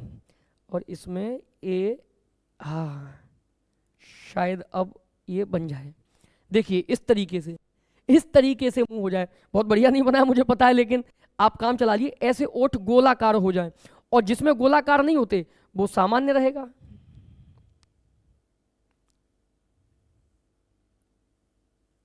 इस तरीके से जिसमें ओठों की स्थिति गोलाकार ना रहे और जिसमें ओठों की आकृति गोलाकार हो जाए। तो वृत्तमुखी का मतलब है कि जिन स्वरों को उच्चारण करने में ओठों की आकृति वृत्त के अनुसार गोलाकार होती है उन स्वरों को वृत्तमुखी स्वर कहते हैं। माने जिन स्वरों को उच्चारित करते समय हमारे ओठों की आकृति गोलाकार, इस टाइप से, पाउट टाइप से हो जाए, सुअर टाइप से, सुअर का मुंह देखा एकदम गोल, सुअर के ओठ कैसे रहते एकदम गोल, तो उस टाइप से हो जाए तो उनको कहते हैं वृत्तमुखी स्वर। जैसे उ ऊ ओ औ, उ ऊ ओ औ। ध्यान दीजिए ओठों पे, उ ऊ ओ औ। तो ओठों की आकृति कैसी हो रही है? गोल, उ ऊ ओ औ। तो ओठों की आकृति गोलाकार हो रही है, तो इसलिए ये होंगे वृत्तमुखी स्वर। उ ऊ ओ औ को हम कहेंगे वृत्तमुखी। और अवृत्तमुखी, आ माने नहीं, आ एक नकारात्मक उपसर्ग है बच्चों, निषेधात्मक उपसर्ग है कि जिसमें न हो वृत्त की मुख, वृत्ताकार मुख ना हो, जिसमें ओठों की आकृति वृत्ताकार ना हो, उसको कहेंगे अवृत्तमुखी। तो वही लिखा है कि जिन स्वरों को उच्चारण में, जिन स्वरों के उच्चारण में ओठों की आकृति वृत्त के अनुसार गोलाकार नहीं होती है उन स्वरों को अवृत्तमुखी स्वर कहते हैं। अवृत्त मतलब जिनमें ओठों की आकृति गोलाकार नहीं होती। अब बाकी के स्वर जो हैं उ ऊ ओ औ को छोड़ के वो सारे के सारे बच्चों अवृत्तमुखी हैं। जैसे अ आ इ ई री ए ऐ, इनको उच्चारित करके देखिए, आपके ओठों की आकृति गोलाकार नहीं होगी। आप करके देखिए, थोड़ा प्रयोग करिए, थोड़ा प्रैक्टिकल करिए। उ ऊ ओ औ, इनमें खुद महसूस होगा कि ओठ खिंचके सिकुड़ के गोल हो गए हैं। लेकिन अ आ इ ई री ए ऐ, इनमें गोलाकार ओठों की आकृति नहीं होती। तो ओठों की आकृति के आधार पर बच्चों स्वर दो प्रकार के हैं, वृत्तमुखी, अवृत्तमुखी। वृत्तमुखी कौन से हैं? उ ऊ ओ औ। और अवृत्तमुखी कौन से हैं? अ आ इ ई री ए ऐ, ये आपके अवृत्तमुखी हैं। तो पेपर में ये सवाल पूछ ले कि वृत्तमुखी स्वरों की संख्या कितनी होती है, तो बच्चों 4, 11 में से 4 होते हैं वृत्तमुखी। और अगर पूछ ले अवृत्तमुखी स्वरों की संख्या कितनी होती है, तो बच्चों 7 होते अवृत्तमुखी। 2, 4, 6 और 1 7 होते अवृत्तमुखी स्वर। तो उम्मीद करता हूं आपको ओठों की आकृति के आधार पर स्वर भी समझ में आ गए होंगे। तो अब हम थोड़ा सा आगे बढ़ते हैं। अगला बच्चों जो आधार है स्वरों को बांटने का, स्वरों के वर्गीकरण का, वो ये है कि मुख अथवा नासिका के प्रयोग के आधार पर स्वरों का वर्गीकरण। मुख अथवा नासिका के प्रयोग के आधार पर स्वरों का वर्गीकरण। तो बच्चों इस चीज को, इस तथ्य को समझिए, ये क्या तथ्य कह रहा है? ये तथ्य कह रहा है कि जब किसी वर्ण को, ये बात सिर्फ स्वरों को लेकर नहीं है, अपितु जितने भी हिंदी वर्णमाला में वर्ण हैं उन सब को लेकर कही जा रही है। तो सबको लेकर कही जा रही है तो स्वर भी इसमें ही आते हैं। तो कह रहा है कि जब किसी वर्ण को उच्चारित किया जाता है, जब किसी वर्ण को उच्चारित किया जाता है, तब मुख या नासिका से वायु का प्रवाह होता है। बिल्कुल सही बात है कि जब भी हम किसी साउंड को प्रोनाउंशिएट करते हैं, उच्चारित करते हैं, जब भी किसी साउंड को, किसी भी ध्वनि को हम उच्चारित करते हैं, तो हमारे अंदर से, यहाँ कंठ से एक वायु पैदा होती है और वो बाहर की ओर निस्सृत होती है, बाहर की ओर निकलती है। तो बच्चों जब बाहर की ओर वायु निकलती है तो यहाँ पर वायु के 2 मार्ग होते हैं। भाई मुख से, कंठ से वायु बनी, तो कंठ से वायु बाहर निकलेगी तो उसके 2 मार्ग हैं। कौन कौन से मार्ग हैं? या तो बच्चों केवल मुख से वायु निकलेगी, मुख से, केवल मुख से। ध्यान दीजिए, वायु जो है केवल मुख से निकलेगी, या तो पहली स्थिति, अथवा दूसरी स्थिति क्या है? अथवा मुख प्लस इसलिए क्योंकि अकेला मुख नहीं, मुख तो खुलेगा ही खुलेगा, वायु मुख से तो निकलेगी। एक स्थिति ऐसी होगी जिसमें केवल मुख से निकलेगी, और एक स्थिति ऐसी होगी मुख प्लस नासिका दोनों से वायु निकलेगी। मुख प्लस नासिका मतलब मुंह से भी हवा आएगी बाहर और नासिका से भी हवा आएगी बाहर। बच्चों जब भी किसी साउंड को उच्चारित करते हैं तो या तो केवल मुख से बाहर हवा निकलती है, या फिर मुख एवं नासिका दोनों से निकलती है। और जिन स्वरों को उच्चारित करने में मुख एवं नासिका से दोनों से हवा निकलती है, उन स्वरों को उच्चारित करने के लिए या उन वर्णों को उच्चारित करने के लिए कि नाक बंद करके उनको उच्चारित नहीं किया जा सकता, सही साउंड नहीं निकलेगी। उदाहरण के लिए अगर मैं कहूं कि आप मां साउंड को, मां ध्वनि को केवल मुंह से बोल के दिखाइए, नाक बंद कर लीजिए। मां मां मां, सही आवाज नहीं निकल रही है। मां बोलने के लिए हमें मुख भी चाहिए और नासिका भी चाहिए। जब मां बोलते समय हम ध्यान दें तो मुंह से तो हवा निकलती ही है, संग में नाक के पास अगर हाथ ले जाएं म म म, तो आप पाएंगे कि मुंह से भी हवा का प्रवाह आ रहा है और नासिका से भी हवा का प्रवाह आ रहा है। तो मां जो ध्वनि है वो बिना नाक को खोले या नाक से बिना हवा निकले सही से उच्चारित नहीं हो सकती। वहीं अगर आप का बोलें, खा बोलें, गा बोलें, क ख ग घ, कोई दिक्कत नहीं, च छ ज झ, कोई दिक्कत नहीं। तो बच्चों कहने का तात्पर्य यह है कि मुख अथवा नासिका का यहाँ पर सिर्फ इतना सा प्रयोग है कि जब भी किसी साउंड को उच्चारित किया जाता है, जब भी किसी वर्ण को उच्चारित किया जाता है, तो या तो हवा केवल मुख से बाहर निकलती है या मुख एवं नासिका दोनों से निकलती है। तो इसी आधार पर हमने स्वरों को भी पढ़ना है कि जब किसी वर्ण को उच्चारित किया जाता है तब मुख या नासिका से वायु का प्रवाह होता है। अतः इस आधार पर स्वर दो प्रकार के होते हैं, अनुनासिक स्वर और निर्नुनासिक स्वर। ध्यान दीजिए, अनुनासिक स्वर और निर्नुनासिक स्वर। फिर से ध्यान दीजिए, अनुनासिक स्वर और निर्नुनासिक स्वर। मैं बता दूं बच्चों, बाई डिफॉल्ट जन्मजात तो सारे के सारे स्वर जो हैं निर्नुनासिक होते हैं, मतलब जो वास्तविक रूप में अगर स्वर लिख दिए जाएं तो वो होते हैं निर्नुनासिक। लेकिन अगर किसी स्वर पे चंद्रबिंदु या अनुस्वार बोले तो अंक की बिंदी का प्रयोग कर लिया जाए, चंद्रबिंदु का या अंक की बिंदी का प्रयोग कर लिया जाए किसी स्वर पे, तो फिर वो स्वर बन जाता है अनुनासिक। तो पहले तो इन दोनों शब्दों का मैं ऑपरेशन कर दूं ताकि आप अच्छे से समझ जाएं। सबसे पहला ऑप्शन समझिए, अनुनासिक।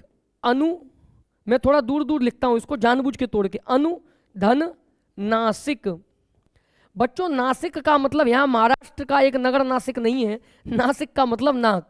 ये किसी नासिक की बात नहीं हो रही है, ये उसकी बात नहीं हो रही कि 10 जनवरी को जहां पहली बार विश्व हिंदी सम्मेलन हुआ था नासिक में, सर वो नासिक नहीं है। नासिक माने नाक, नासिका, नासिका की बात कर रहे हैं। और अनु का मतलब होता अनुसरण करना। अनुसरण समझते हो, किसी का अनुसरण करना, किसी को फॉलो करना। तो अगर किसी भी वर्ण को उच्चारित करते समय वायु, हवा नासिका का अनुसरण करे, बात समझिए, नासिका का अनुसरण करे। कौन? वायु। नाक से वायु निकले, नासिका का अनुसरण मतलब नाक को फॉलो करे वायु, नाक की तरफ जाए वायु, नाक को भी, नाक से भी जिसे रास्ता चाहिए वायु को, तो वो नासिक प्लस अनु। नासिक मतलब नाक से भी अनुसरण हो जिस समय वायु का, तो वो कहलाता है अनुनासिक। अनुनासिक मतलब नाक के सहारे बोले जाने वाले वर्ड, अनुनासिक। नासिक नाक, अनु माने अनुसरण, जिसमें नासिका का अनुसरण करना पड़े, जिसमें नासिका का अनुसरण करना पड़े वायु को, वो कहलाता है अनुनासिक। ठीक है, अब जरा निर्नुनासिक को भी देख लेते हैं, उसका क्या मतलब होता है। बच्चों निर, एक ये उपसर्ग है निर प्लस अनु प्लस नासिक, ये 3 पदों से मिलकर बना है निर्नुनासिक। नासिक माने नाक, अनु माने अनुसरण और निर माने होता है बच्चों नहीं। अगर किसी वर्ण को उच्चारित करते समय नासिका का अनुसरण नहीं करना पड़े, नासिका का अनुसरण नहीं करे वायु, तो उसको कहते हैं निर्नुनासिक। अब निर से हलंत लगाए, आ मिलेगा तो रा पूरा हो जाएगा, निर्नुनासिक।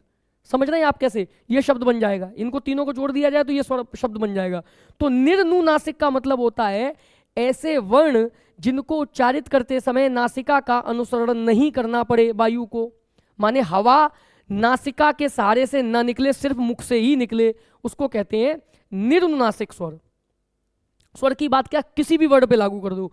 अब इसको और सरल करने के लिए मैं कह सकता हूं अनुनासिक मतलब नासिक्य। नासिक्य मैं थोड़ा सा लिख देता हूं यहां पे ताकि आपको और अच्छे समझ में आ जाए।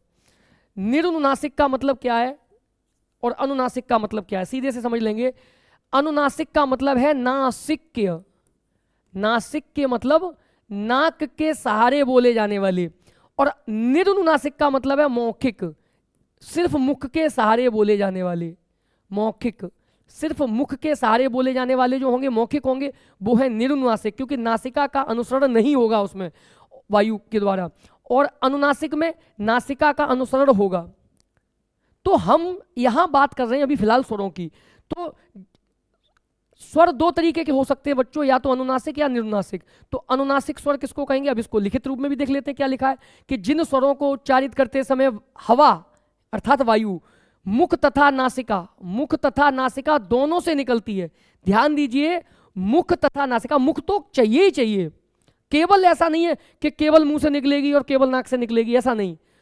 नासिका से निकलेगी तब भी मुख से निकलेगी, मुख तो चाहिए ही चाहिए।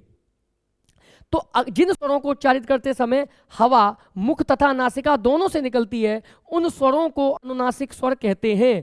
यदि किसी स्वर पर अनुस्वार या चंद्र बिंदु का प्रयोग हो तो वह अनुनासिक स्वर बन जाता है। देखिए, एक ही कंडीशन में मुख और नाक दोनों से हवा निकलेगी अर्थात स्वर अनुनासिक बनेगा, अगर किसी स्वर के ऊपर या तो चंद्र बिंदु लगा दी जाए या अंकी बिंदी लगा दी जाए। आप बोल के देखिए, जैसे मैंने लिख दिया इंजन, इंजन, इंजन।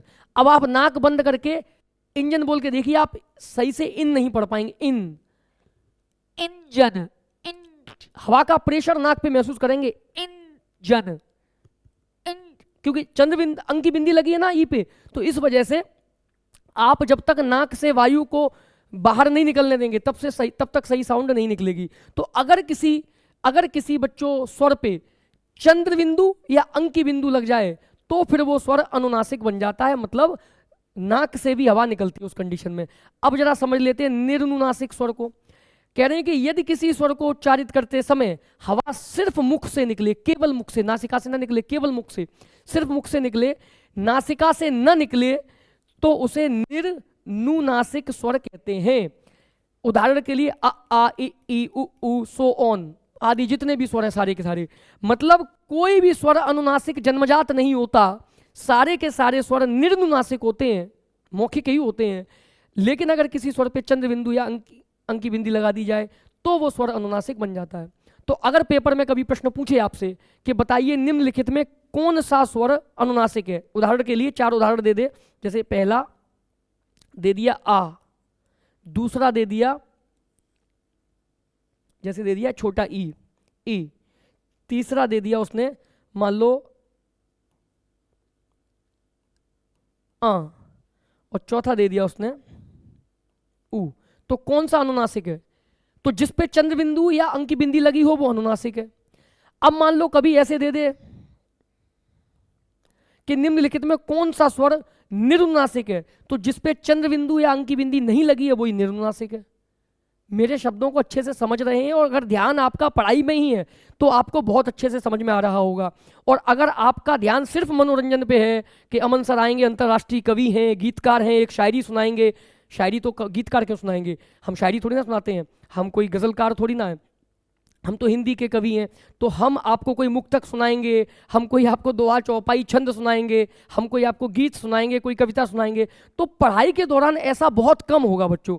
कभी कभी मैं आनंदित होऊं या मुझे कुछ अच्छा आपको संदेश देना होगा, तब मैं जरूर अपनी किसी कविता, किसी मुक्तक, किसी छंद से जोड़ूंगा, अन्यथा मेरा पूरा फोकस है सिर्फ आपको पढ़ाने में। यहाँ पर सिर्फ आप पढ़ने के लिए आए हैं, माता पिता बुजुर्ग हो रहे हैं, बूढ़े हो रहे हैं दिनों दिन, आपकी आयु भी बढ़ रही है, तो आपकी नैतिक जिम्मेदारी बनती है कि समय रहते आप नौकरी ले लें। और बच्चों तभी संभव है जब आप केंद्रित रहेंगे अपने जो आपका लक्ष्य है उस पर। और इसलिए मैं आपसे कह रहा हूं कि जो बच्चों केंद्रित होके बैठे यहाँ पे, जो भी बच्चे हमारे बच्चे केंद्रित होके यहाँ पे बैठे अमन सर की क्लास में, मैं वादा करता हूं आपको सब कुछ बहुत अच्छे समझ में आ रहा होगा और मैं भी पूरी जी जान लगा दूंगा उसको समझाने में। ठीक है, तो चलिए आपको मुख अथवा नासिका के आधार पर समझ में आ गए। मुख अथवा नासिका के प्रयोग के आधार पर स्वर दो प्रकार के हो सकते हैं, अनुनासिक स्वर और निर्नुनासिक स्वर। अगर किसी स्वर पर चिन्ह बिंदु लगा दी जाए, स्वर अंकी बिंदी लगा दी जाए तो वो अनुनासिक स्वर बन जाता है, और अगर किसी स्वर पर चंद्र बिंदु या अंकी बिंदी ना लगी हो तो उसे निर्नुनासिक स्वर कहते हैं बच्चों। ठीक है, आगे बढ़ते हैं, अन्य आधार पर देखते हैं।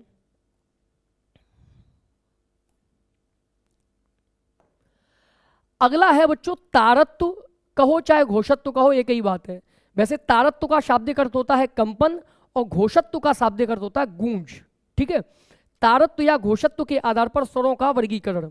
अब ये क्या है तारत्व, क्या है घोषत्व? हम तारत्व ही नहीं जानते हैं, हम घोषत्व ही नहीं जानते हैं, तो हम फिर ये तारत्व या घोषत्व के आधार पर स्वर को या किसी अन्य वर्ण को कैसे समझेंगे? तो सबसे पहले तो आप तारत्व या घोषत्व समझ लीजिए बच्चों। तारत्व का मतलब मैंने अभी बोला कंपन। मान लीजिए आपने कभी गिटार देखा है? गिटार सभी ने देखा होगा। गिटार, गिटार में क्या रहता है बच्चों? गिटार में एक तख्ती पे कुछ तार बंधे रहते हैं, तार बंधे रहते हैं, और उन तारों को कस के बांधा गया होता है, और एक चुटकी रहती है, चुटकी हाथ में एक, उस चुटकी की मदद से उन तारों पर प्रहार किया जाता है धीमे धीमे, मतलब उनको झटका दिया जाता है। तो जब झटका दिया जाता है बच्चों तो उस तार में कंपन होने की वजह से एक गूंज पैदा होती है, क्योंकि वो कंपन जब वायु में कंपन करती है तो वायु और तार के कंपन का आपस में टकराव होता है, जिसकी वजह से गूंज पैदा होती है, गूंज, घोष पैदा होता है बच्चों। एक और तरीका देख लीजिए आप कि आपके घर में अर्गनी बंधी हो, कोई मजबूत अर्गनी, ऐसी ना हो जो टूट जाए आसानी से। कपड़े सुखाने वाली अगर कोई अर्गनी बंधी हो, उसको पकड़िए और पकड़ के खींचिए, और खींचने के बाद उसको छोड़ दीजिए झटके से, तो आप देखेंगे कि इस तरीके से गूंज पैदा होगी। तो ये एक सिद्धांत है बच्चों कि जब भी किसी चीज में कंपन होगा तो उस कंपन वाली जगह पे गूंज भी पैदा होती है। हम जब कोई साउंड मुंह से निकालते हैं तो हमारे वोकल सिस्टम में एक तंत्री है जिसको कहते हैं स्वर तंत्री। कभी शीशे के सामने, आईने के सामने जाइएगा तो आप मुंह खोल के आ ऐसे देखेंगे तो बीच में लटकती है स्वर तंत्री, एक आपने देखा होगा बच्चों। और इस स्वर तंत्री के नीचे स्वर यंत्र फिट है हमारा पूरा। क्या फिट है? स्वर यंत्र। और उस स्वर यंत्र में है वोकल कॉर्ड्स। वोकल कॉर्ड मतलब एक तरीके की झिल्ली, दो झिल्ली रहती हैं इस तरीके से। कभी आप किसी ENT स्पेशलिस्ट के पास जाए तो वो अच्छे समझा पाएगा। ऐसे दो झिल्ली रहती हैं। जब हम बोलते हैं गले में ये दो झिल्लियां रहती हैं, दो खाल के कपड़े नुमा रहते हैं। जब हम बोलते हैं तो ये झिल्लियां बंद हो जाती हैं, क्योंकि इन्हीं झिल्लियों का कपड़ा जो बन गया, ये तनाव बन गया, इस पे हवा जाके टकराती है और टकरा के वापस लौटती है, तब साउंड बनती है, इसी कंपन की वजह से। और जब हम कुछ खाते हैं, पीते हैं, सांस लेते हैं, तब ये झिल्ली खुल जाती हैं, समझिए। तो जब हम बोलते हैं किसी साउंड को, किसी भी अक्षर को, किसी भी वर्ड को पढ़ते हैं, तो बच्चों इस वोकल कॉर्ड्स पे जाके हवा टकराती है। दो कॉर्ड होते हैं जो आपस में मिल जाते हैं, इन पे हवा टकराती है। तो टकराने के बाद हवा या तो कंपन करती हुई बाहर निकलेगी या बिना कंपन करते हुए बाहर निकलेगी। अगर हवा कंपन के साथ बाहर निकलेगी तो उस साउंड में, उस ध्वनि में गूंज पैदा होगी, घोष पैदा होगा। और अगर हवा बिना कंपन के या बहुत कम कंपन के बाहर निकलेगी तो उसमें घोष पैदा नहीं होगा बच्चों। तो घोषत्व और तारत्व का मतलब है गूंज। घोषत्व या तारत्व का मतलब गूंज या कंपन से होता है। जब किसी वर्ण को उच्चारित किया जाता है बच्चों, तो यदि वो वोकल कॉर्ड पे स्वर तंत्री में कंपन पैदा करता है तो वो ध्वनि जो होती है वो कहलाती है सघोष।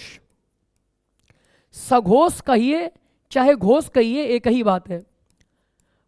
सघोष मतलब गूंज युक्त, स माने युक्त, घोष मतलब गूंज।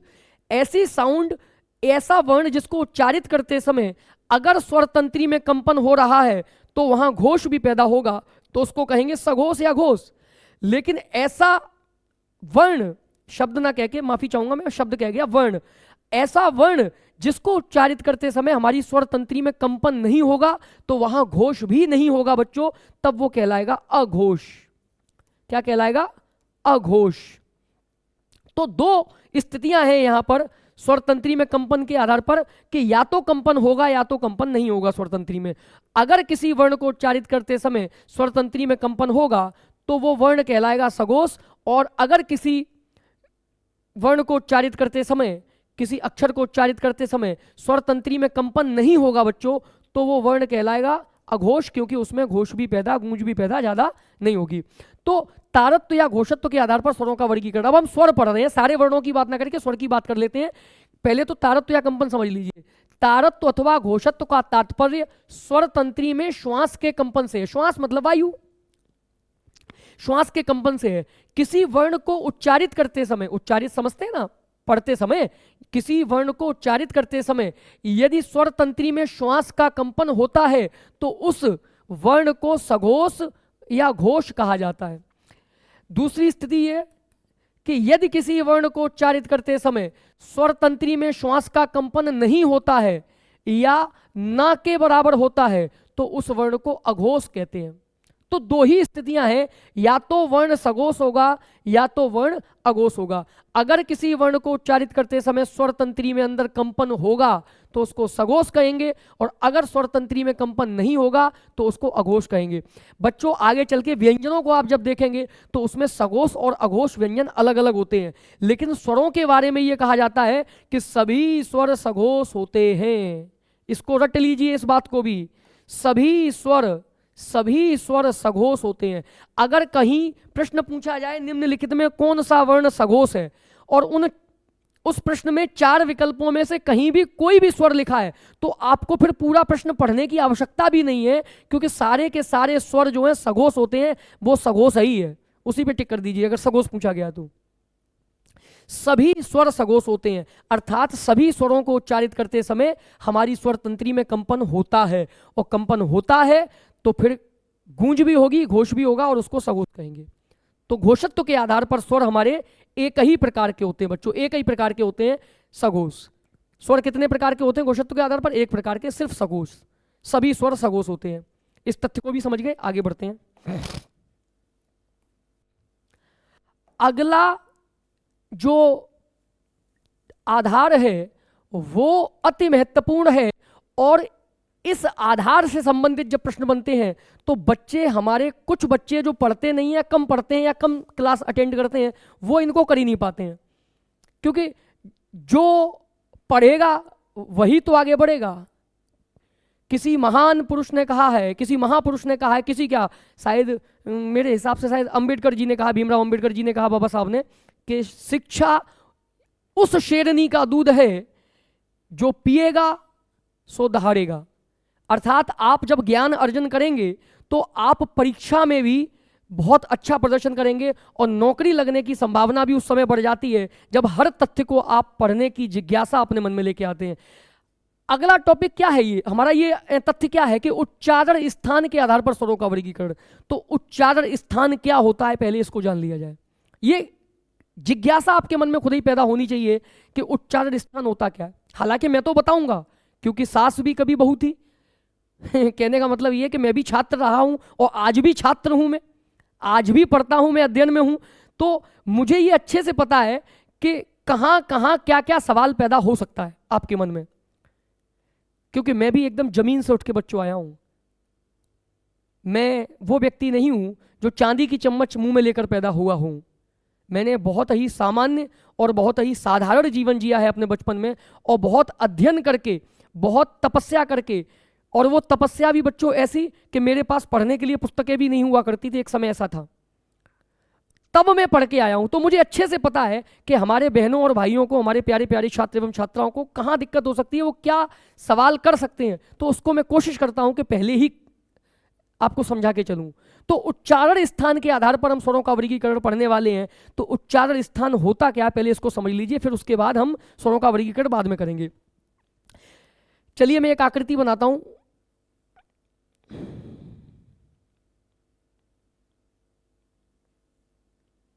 इसको देख लीजिए, ये एक मानव आकृति का बाहरी दृश्य।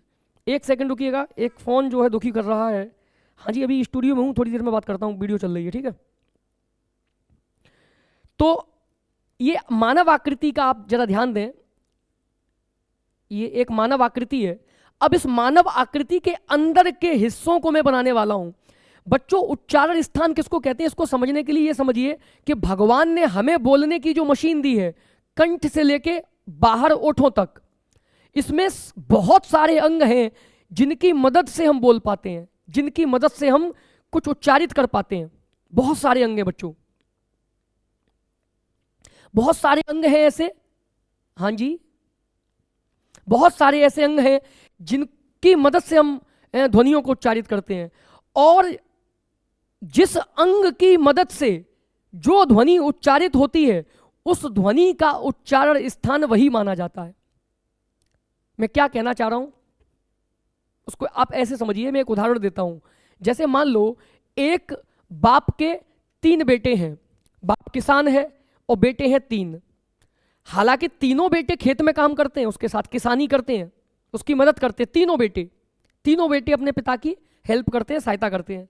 लेकिन इस बार जब खेत की जुताई हुई, फसल कटी और नई फसल को बुआई करने का जब वक्त आया, तो मझले बेटे ने ये कहा कि पिताश्री, इस बार हम लोग अगर तरबूज की खेती करें, हम तरबूज, अपने गर्मियों का मौसम आ रहा है, तरबूज बो दें, तो इस बार हमारे पूरे क्षेत्र में तरबूज नहीं है और हमारे खेत में तरबूज होंगे, तो हमें तरबूज की अच्छी कीमत मिलेगी, मनमानी कीमत मिलेगी और हमें बहुत लाभ होगा।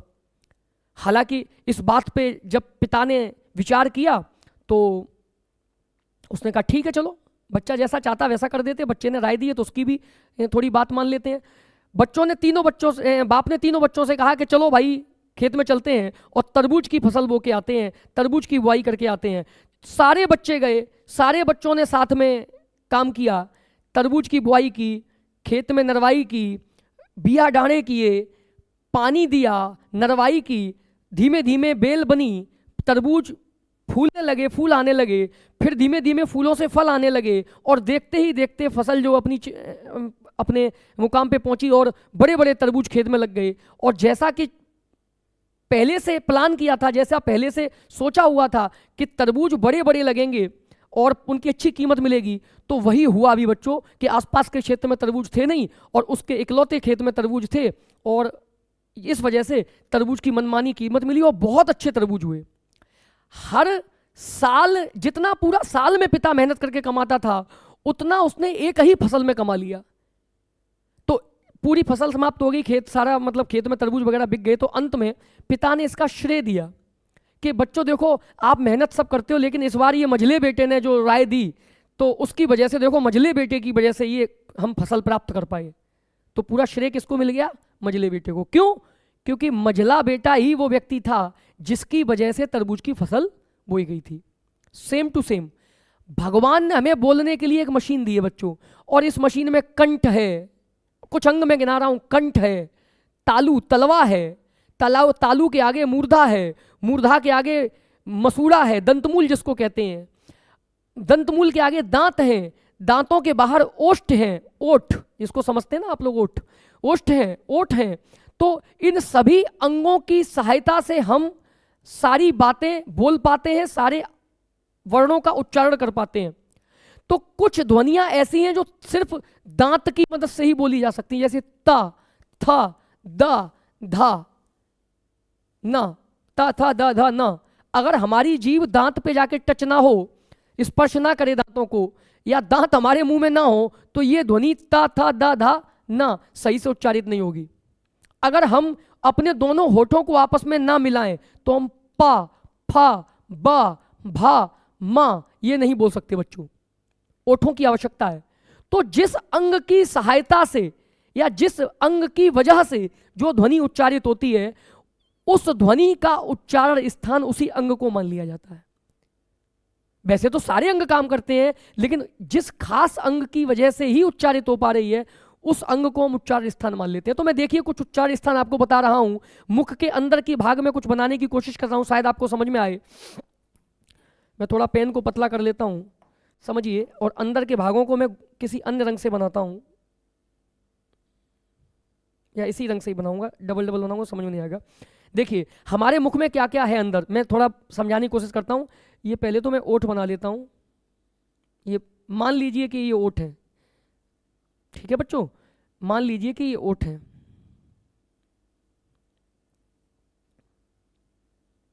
ये ओठ है, ठीक है।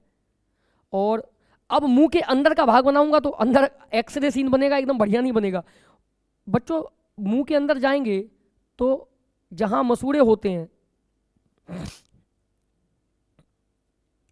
वैसे मुझे चित्र डालना चाहिए था यहाँ पे, कोई नहीं, चलो ये मान लो मुंह के अंदर का भाग है बच्चों। ये तो आप देख रहे हैं, ये तो ओठ है, आपको पता चल रहे होंगे। ओठों के ऊपर ये जो खाल जुड़ी है अंदर से देखिए, तो जिसमें दांत कसे रहते हैं, जिसमें दांत कसे रहते हैं बच्चों, उसको मसूड़ा कहते हैं। ये मान लो दांत हैं, ठीक है, ये दांत हैं, ठीक। अब दांत जिसमें कसे रहते हैं वो मसूड़ा है, ये मसूड़ा इधर है। और मसूड़े के ऊपर आप महसूस करिए, मसूड़े के ऊपर जीभ लगाइए, अंदर ही अंदर दांतों पे जीभ लगाइए, दांत के ऊपर, फिर दांत जहां जुड़े हुए हैं उस जड़ पे जीभ लगाइए, जिसे मसूड़ा कहते हैं।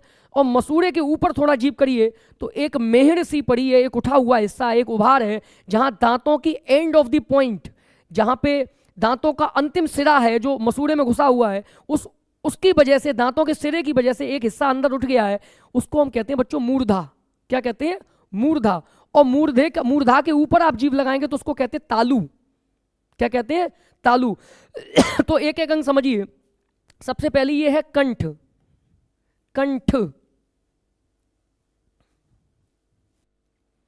कंठ, ये कंठ है बच्चों, निकला हुआ, आप समझ रहे होंगे। कंठ के बाद ये इधर एक लटकती है, इसको हम स्वर तंत्री कह देते हैं, स्वर तंत्री। फिर ये जो तलवा है, जहां अक्सर जलेबी और गोलगप्पे खाने के बाद ऊपर का हिस्सा छिल जाता है, इसको हम तालू कहते हैं, तालू। इसे अंग्रेजी में पैलट के नाम से जाना जाता है, पैलट। स्वाद के लिए ये बहुत रिस्पॉन्सिबल अंग है, तालू, तलवा। और तालू के आगे जो मैं बता रहा हूं, तालू के आगे जाएंगे बाहर की ओर, तो जो उठा हुआ हिस्सा मिलेगा मसूड़े से पहले, उस उठे हुए हिस्से को कहते हैं बच्चों मूर्धा। क्या कहते हैं? मूर्धा। और उस मूर्धा के बाद नंबर आता है मसूड़े का, मसूड़ा। और मसूड़ा को बच्चा दंतमूल भी कहते हैं। और फिर उसके मसूड़े के बाद नंबर आता है दंत का, दंत मतलब दांत।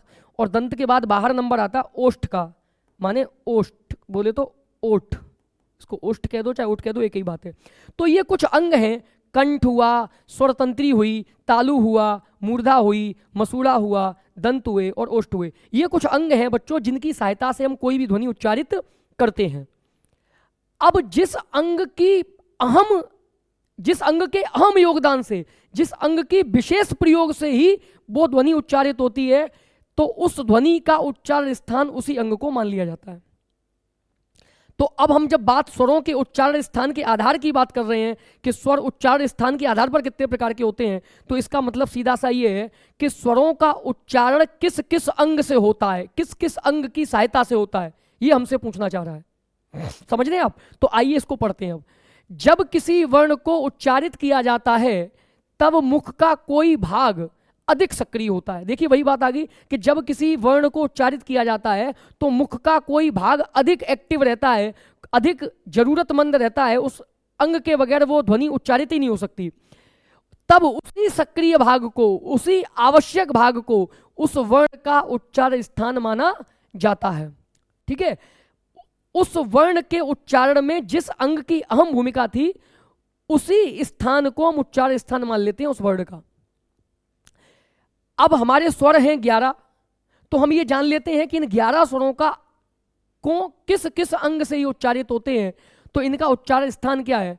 तो हमने देखिए 6 प्रकार के होते हैं बच्चों उच्चारण स्थान के आधार पे। नंबर मैंने नहीं डाले हैं, आप लोग डाल लीजिएगा, 1 2 3 4 5 और 1 6 प्रकार के होते हैं।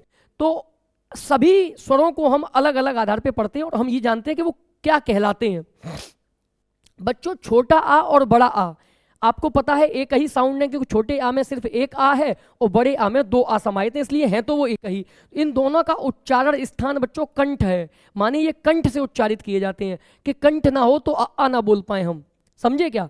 तो आ जो है वो कंठ से उच्चारित होता है, इसलिए आ को हम कंठ स्वर कहेंगे। क्या कहेंगे? कंठ स्वर। स्वर अपने आप सब में अपने आप अंडरस्टूड है, आप मान लीजिए कि इसके आगे स्वर लगा है।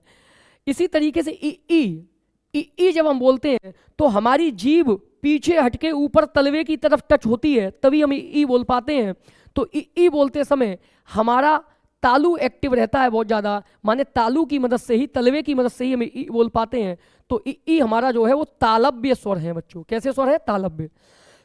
उ जब बोलते हैं तो हमारे ओष्ठ आपस में सिकुड़ते हैं, बंद होते हैं। तो इस वजह से हम कह सकते हैं अगर हमारे ओठ ऊपर चिपका दिए जाएं, पकड़ लिए जाएं, तो हम ऊ नहीं बोल पाएंगे। ऊ बोलने के लिए बच्चों ओठों का होना अति आवश्यक है। तो ओठ ही वो अंग हैं जो ऊ बोलते समय सबसे ज्यादा सक्रिय हैं। तो इस वजह से हम कह सकते हैं ऊ का उच्चारण स्थान ओठ है, तो इनको हम कहेंगे ओष्ठ्य स्वर। क्या कहेंगे? स्वर। स्वर अपने आप लगा के चलिएगा इनमें सब में, ठीक है। अगला री से ऋषि। जब हम री से ऋषि माने री बोलते हैं, री तो हमारी जीभ सीधी मूर्धा पे जाके टच होती है बच्चों। तलवे के नीचे और मसूड़े के ऊपर जो उठा हुआ हिस्सा है बीच में, वहां जाके टच होती है। आप महसूस करिए री, तो आपकी जीभ देखिए मूर्धा पे लग रही है। तो मूर्धा पे लगने की वजह से इसको हम मूर्धन्य स्वर कहेंगे। री को क्या कहेंगे? मूर्धन्य स्वर। अब आ जाइए ए और ऐ। ये दोनों स्वर जो बच्चे हैं, ध्यान दीजिए, मैंने जब उत्पत्ति के आधार पे बताया था, तो आ से जब ई मिली, हालांकि कोई भी आ हो कोई भी ई हो फर्क नहीं पड़ेगा, तो ए बनेगा। और आ से जब ए मिला तो ऐ बना। तो आ और ई के मिलने से ए बना, और आ और ए के मिलने से ऐ बना। तो कुल मिला के इन दोनों स्वरों को बनने में ए और ऐ अहम भूमिका है आ और ई की। आ और ई ही नहीं होता तो ए नहीं होता, और आ और ए नहीं होता तो ऐ नहीं होता। तो इसके लिए ए का होना जरूरी था। तो ए वाली ध्वनियां ही ए और ऐ में समाहित हैं। तो ए और ऐ का उच्चार स्थान सेम ही होगा। और ये बच्चों होता है दो अंगों से। अब देखिए ए किससे बनता है? ए बनता है आ साउंड से और ई साउंड से। आ और ई को मिलाइए तो आपका ए बन जाएगा। तो आ का उच्चार स्थान कंठ है और ई का उच्चार स्थान तालु है। तो ए का उच्चार स्थान क्या होगा? आप खुद बताइए। कंठ प्लस तालु, क्योंकि आ और ई के मिलने से ए बना है, तो ए का उच्चार स्थान कंठ और तालु माना जाएगा। तो इसीलिए ए ऐ को हम कंठ तालव्य स्वर कहते हैं बच्चों। अच्छा, ओ औ। अब ओ औ का उच्चार स्थान क्या है? तो आप देखें कंठ प्लस ओठ। क्यों है ये कंठ और ओठ दो क्यों है? तो देखिए ओ किससे बना है, आप देखिए ध्यान से। ओ बना है आ और ऊ के मिलने से। आ और ऊ आपस में मिले तो आ और ऊ के मिलने से ओ बना। तो इस वजह से आ है कंठ से उच्चारित और ऊ है ओष्ठ से उच्चारित। तो इस वजह से हम कह सकते हैं कि कंठ और ओठ जब दोनों मिलते हैं तब ओ उच्चारित होता है। तो दोनों अंगों की आवश्यकता होगी। और आपको ओ के बाद औ बना है, आ और ओ को मिला दो तो औ बन जाएगा। तो इस हिसाब से हम कह सकते हैं कि ओ और औ में दो अंग उच्चारित करने के लिए हमें चाहिए कंठ और ओठ। तो ओ औ है कंठ और ओठ से उच्चारित होते हैं, इसलिए इनको कंठौष्ठ, ये संधि हो गई है, कंठ प्लस ओठ की संधि हो गई है, तो कंठौष्ठ बन गया है बच्चों। कंठौष्ठ स्वर कहते हैं। तो कुल मिला के आप समझ लीजिए कि उच्चारण स्थान के आधार पर स्वर 6 प्रकार के होते हैं। कंठ स्वर, तालव्य स्वर, ओष्ठ स्वर, मूर्धन्य स्वर, कंठ तालव्य स्वर और कंठोष्ठ स्वर। इसमें कंठ स्वर है आ, तालव्य स्वर है ई, ओष्ठ स्वर है उ, मूर्धन्य स्वर है री, कंठ तालव्य स्वर है ए ऐ और कंठोष्ठ स्वर है ओ औ। तो उम्मीद करता हूं आपको ये अच्छे से समझ में आए होंगे। तो कुल मिला के आज के लिए हम इतना ही रहने देते हैं। हमने आज लगभग सभी आधारों पर स्वरों को पढ़ लिया है। आप इसका अच्छे से रिवीजन करिए। अब कल अयोगवा पढ़ेंगे, कल हम लोग अयोगवा को कल पढ़ेंगे, लेकिन स्वरों को सभी आधारों पे हमने पढ़ लिया है। अब आपका काम बाकी रह गया है कि आप इसको अच्छे से नोट्स तैयार करिए। अच्छे से आप समझ तो चुके ही हैं, इसको एक बार और पढ़िए और पढ़ने के बाद इसको याद भी करिए, तभी आप परीक्षा में अच्छा प्रदर्शन कर पाएंगे बच्चों। तो आज के लिए बस इतना ही। कल पुनः मिलते हैं आपको इसी समय पर। अगले पार्ट के लिए तैयार रहिए। वर्णमाला का तीसरा पार्ट भी मैं लेके आऊँगा, फिर चौथा भी लेके आऊँगा, फिर उसकी परीक्षा भी करवाऊँगा, आपकी मैं प्रश्नोत्तरी भी करवाऊँगा। तो आज के लिए इतना ही, कल फिर मिलते हैं। नमस्कार।